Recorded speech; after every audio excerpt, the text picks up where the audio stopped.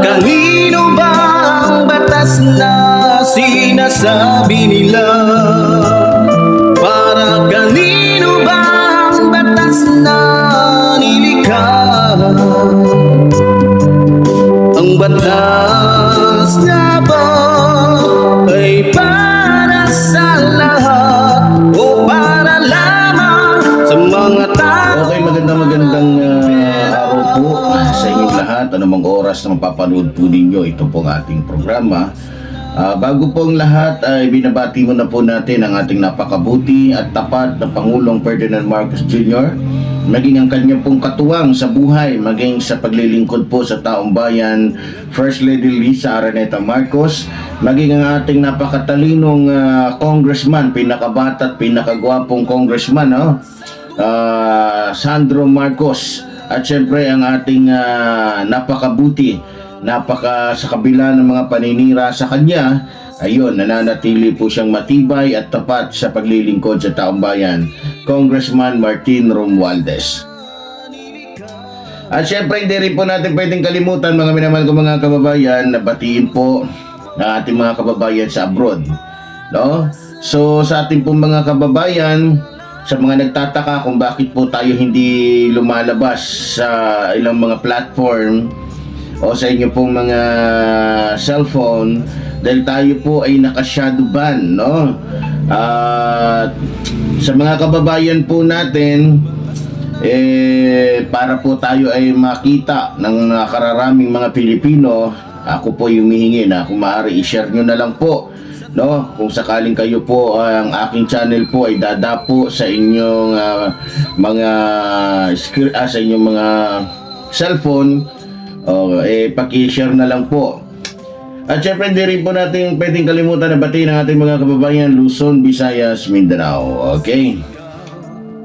Okay, sa mga kababayan po natin, salamat din po pala sa mga patuloy po na nagdadasal, nananalangin, sa mga nagme-message po sa atin, ano? Salamat po sa inyo. Okay, sa umaga pong ito, o sa araw pong ito, mga minamahal ko mga kababayan, pag-uusapan po natin ito pong napakalaking issue po na kinakaharap po ngayon ni Vice President Sara Duterte, mga minamahal ko mga kababayan, na kung saan po ay napakadaming ispeto at panig na kailangan po nating unawain, mga minamahal ko mga kababayan. Okay, una muna po nating tignan yung mga akusasyon po, yung mga sinabi po o yung mga naging salaysay po ni Ramil Madriaga. Kung maalala nyo po mga kababayan, sinabi po ni Madriaga na siya raw ay dating tauhan po ni Vice President Sara Duterte. O yan po yung pagkasabi niya. Ayon po sa kanya, lahat daw ng trabahong ibinigay po daw sa kanya ni Sara Duterte o ni Vice President Sara Duterte noon ay puro daw illegal. Ibig sabihin, pag sinabing illegal, labag po yan sa batas, mga minamahal ko mga kababayan. So, pagkatapos po niyang sabihin panumpaan yung kanya pong mga naging salaysay, handa daw niyang patunayan ito, dahil may hawak po daw siyang matitibay na ebidensya na magpapatunay sa kanyang mga akusasyon laban po daw dito po kay Vice President Sara Duterte. At ayon po sa kanya mga kababayan, handa rin po daw siyang ibunyag ang lahat-lahat o pati yung mga detalye. At handa rin daw siyang magpatotoo sa ilalim ng panunumpa, kung meron pang dapat panumpaan. At kahit sa anuman daw impeachment hearing o investigasyon, para handa daw siyang humarap para daw makatulong sa pagpapanagot po daw dito po kay Vice President Sara Duterte. Yan po yung kanyang mga naging pahayag base po sa aking mga napanood, no? So, isa sa mga pangunahing akusasyon po ni Madriaga, kung maalala niyo po mga kababayan, yung sinabi po niyang siya raw mismo ang naghahatid ng malaking halaga ng pera sa punong tauhan po, sa punong tauhan ng seguridad ni Vice President Sara Duterte noong panahon ng eleksyon. Kailan ba yon? 2022, kung di ako nagkakamali. kung hindi po ako nagkakamali, si ano yata ang sinasabi niya, si Colonel La Chica, ha? Siya po yata yung Chief Security ni Vice President Duterte noong mga panahon po na yon.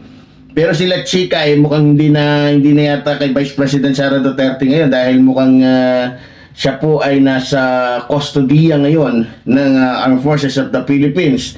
Dagdag pa po ni Madriaga, mga minamahal kong mga kababayan, base po sa aking naaalala, ang pondo raw na para po sa kampanya ni Vice President Sara Duterte noong mga panahon po na yon,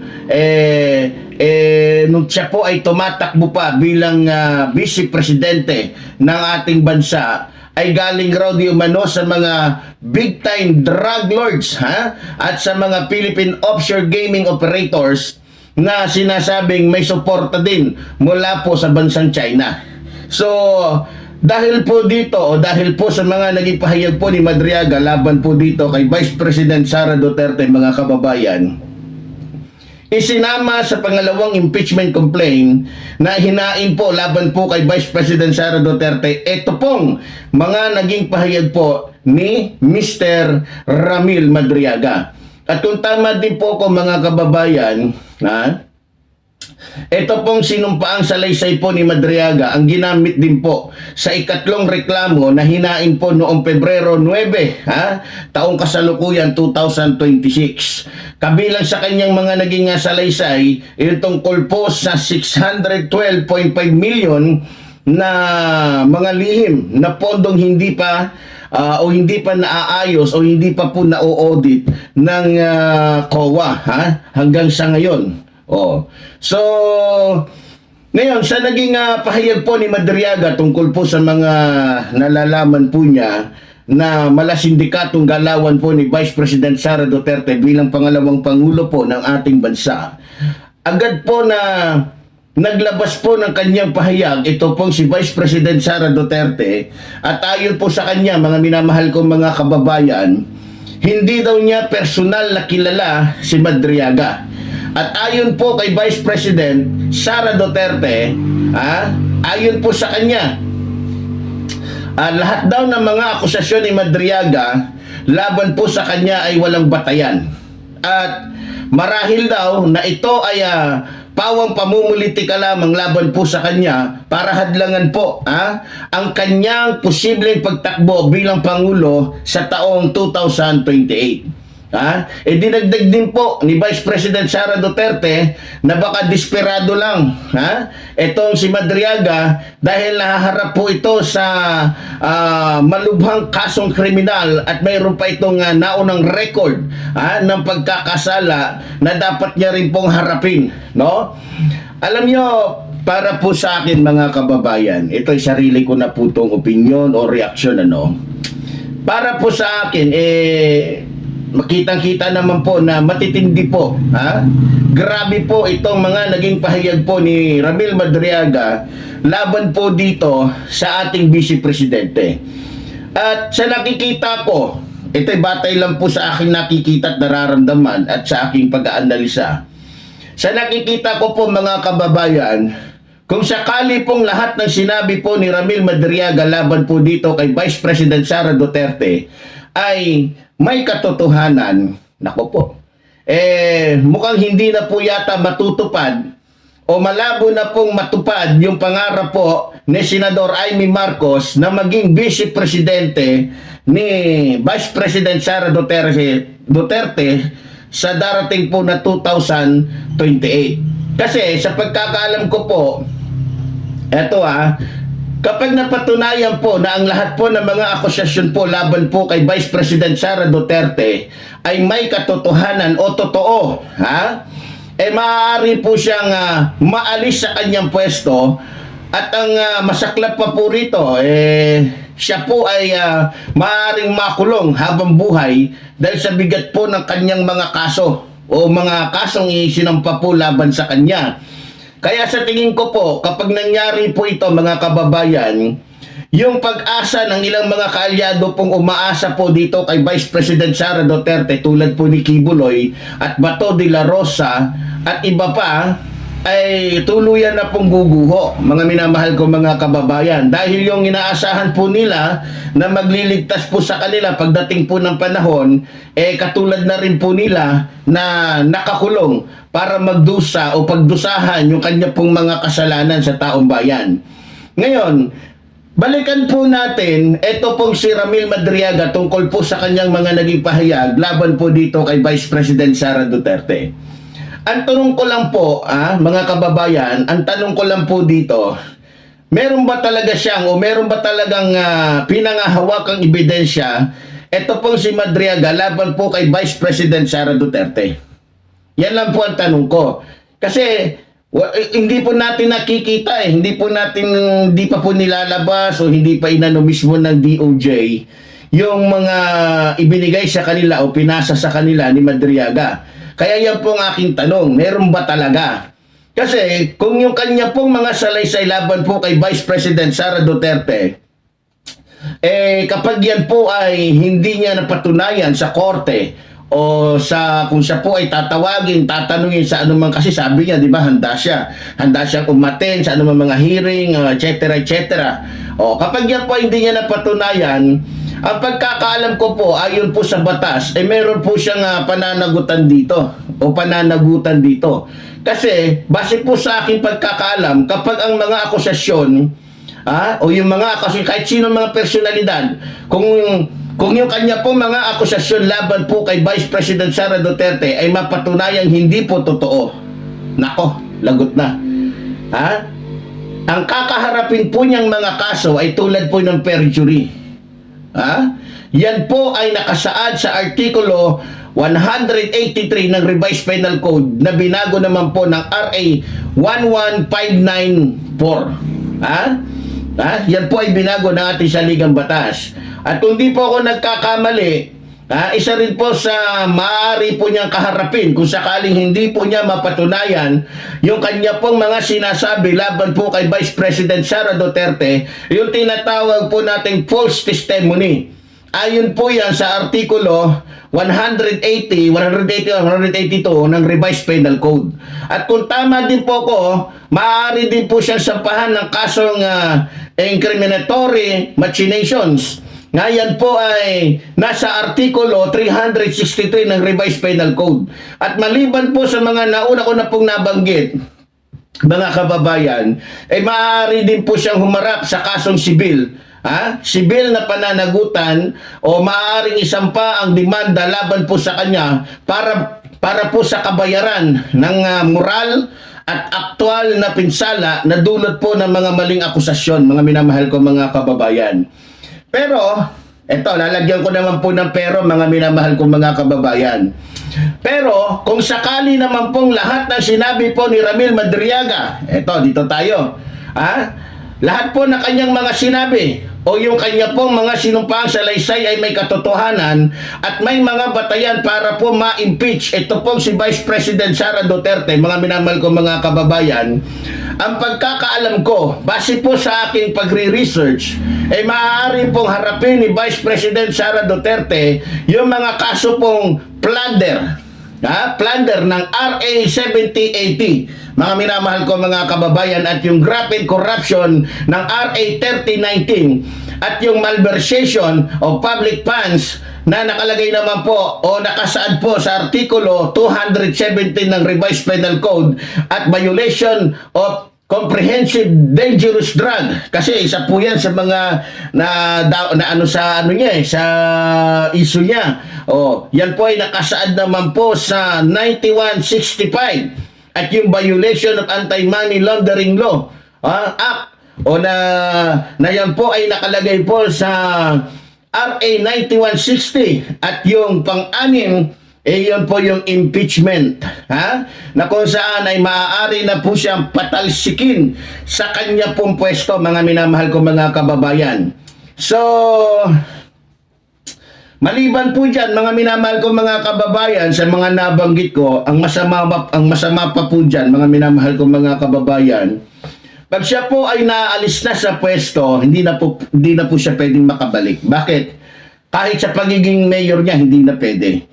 Dahil ang pagkakalam ko, kapag ikaw ay na-impeach, kahit anong pwesto sa gobyerno, kahit pa kagawad ng barangay, hindi ka na pwede. So i-disqualified ka agad ng COMELEC. So, ang masakit pa dito, yung lahat po ng pinaghirapan o lahat ng sabihin natin, kung sakaling totoo, ito kung sakaling totoo lang kung ang nakapagnakaw po si Vice President Sara Duterte, halimbawa lang po to example lang po to, halimbawa nakapagnakaw siya ng 1 bilyon, mawawalang saysay po yun mga kababayan dahil maaari pong i-press o i-confiscate po, i-confiscate ng ating gobyerno yung lahat po ng mga ari-arian ni Vice President Sara Duterte, mga minamahal ko mga kababayan. Kung sakali pong lahat ng ito ay mangyayari, sa tingin ninyo mga kababayan, ito magtatanong na naman po ako sa inyo. Pwede po kayong mag-comment sa ating comment section. Sa tingin ninyo, mas marami kayang Pilipino ang matutuwa o mas maraming Pilipino ang hindi matutuwa? Ano sa tingin ninyo? Mag-comment po kayo para malaman ko kung ano po yung inyong mga reaksyon at ano po ang inyong masasabi dito po sa ating tinatalakay ngayon mga minamahal ko mga kababayan. Pero kung ako po ang inyong tatanungin o tatanungin po ninyo, kung sakali naman po mangyari ang lahat ng ito dito po kay Vice President Sara Duterte, dahil kung sakali dahil napatunayan po na nagkasala po talaga siya, para po sa akin, matutuwa po ko dahil nabigyan po ng hustisya yung kanya pong mga ginawang mali sa taong bayan. Kasi para po sa akin, nararapat naman po talaga na bilang ikaw ay isang lingkod bayan, hindi ka dapat makitaan ng kahit anong mga anomalya bilang isang lingkod bayan. Tama ba ako o hindi? Diba? Nararapat lang na maging tapat ka sa iyong sinumpaan. Dapat ay maglingkod ka ng walang pag-iimbot o walang kung anumang mga masasamang gawain bilang isang lingkod bayan. Nang sa ganun po, maging maunlad po yung bansang pinaglilingkuran mo. Tama? Kasi mga kababayan, ito sa sarili ko lang puntong opinyon o reaksyon. Kaya po hindi umuunlad ito pong ating bansa dahil po sa 100%, sa 100% po ng mga politiko na mayroon pong kapangyarihan o katungkulan dito po sa ating bansa, karamihan po dyan, mas marami po yung kanilang mga naibubulsa kaysa po sa kanilang mga naitutulong sa ating pong mga kababayan. Kaya para sa akin, dapat po talaga bilang lingkod bayan ka, tumino ka. Para po kasi sa akin kung yung isang politikong lagi pong gumagawa ng mga katiwalian ay hindi po natin pananagutin sa kanya pong mga kasalanan, talagang wala na po tayong hihintaying pag-asa o pagbabago na mangyayari po dito po sa ating bansa. Kung kukonsintihin po natin yung mga politikong korap, mga minamahal kong mga kababayan, ang mangyayari po niyan, kung kukonsintihin natin itong mga korap na ito, ang mangyayari po, patuloy po tayong maghihirap habang yung mga politikong korap naman po ay patuloy naman pong yumayaman. Ang tanong ko po mga kababayan, payag ba kayo?